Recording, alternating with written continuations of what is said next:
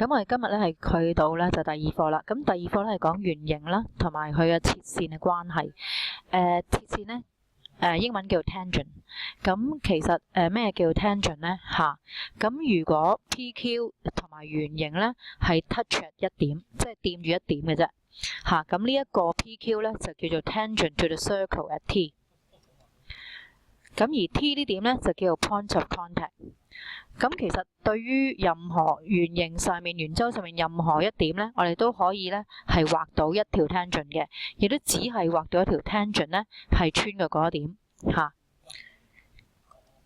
好，咁跟住咧落嚟咧就睇下咧就係圓形嘅半徑同埋 tangent 嘅關係。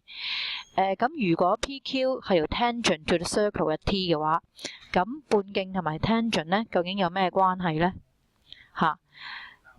咁我哋咧就諗翻喺之前嗰課我哋學到，譬如有條直線 PQ，咁去 cut 呢個 circle at AB 兩點啦。好啦，咁如果假設 PQ 咧同呢個半徑咧係相交於個點係 M 點，而 M 點咧係中間點係 midpoint M is midpoint of AB 咁樣 ，AM 嘅距離等於 BM。咁呢度嘅時候咧，我哋會即刻諗到咧，就係呢個 PQ 咧就會垂直於 OT，咁即係 PMO 咧會係一個直角。咁如果我哋將呢條線咧，就係一路 PQ 呢條線咧一路拉落去，咁最後咧 AB 嘅點會同 T 點重疊，咁於是咧我哋得到一條咧就 PQ 係一個 tangent。咁所以我哋第一樣嘢得到咧就係如果 PQ 係圓形嘅 tangent 嘅話咧，半徑就會垂直於 tangent 啦。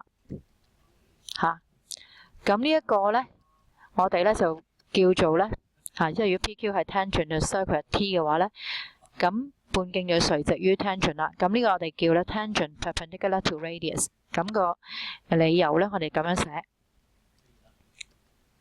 好啦，咁譬如喺呢個例子裏面咧，咁我哋要揾 x。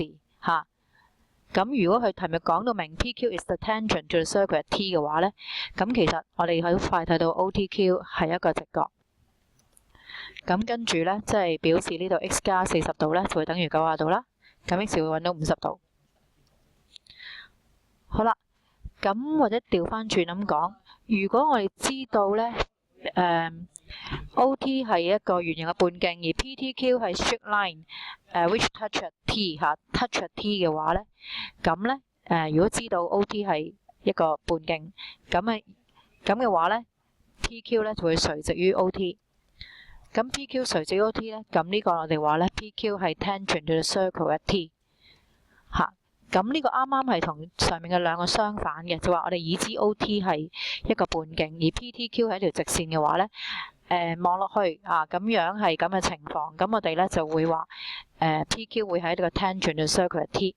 咁個理由咧，咁呢度咧嘅寫法咧就 converse of tangent perpendicular to radius。好啦，咁即係話咧，其實 PQ 係 tangent 同埋 PQ 垂直於 OT 咧，呢兩個係可以互為因果嘅關係。互為因果嘅關係。咁如果 PQ 係 tangent to the circle at T 嘅話，如果原因係呢個，咁頂 PQ 就垂直於 OT 啦。OT 係半徑啦。好啦，咁呢個咧就叫 tangent perpendicular to radius。咁一調翻轉如果我哋已知道 PQ 呢條直線垂直於個半徑嘅話咧，咁頂 PQ is the tangent to circle at T， 咁呢個 converse of tangent perpendicular to radius。好，今日就講到呢度。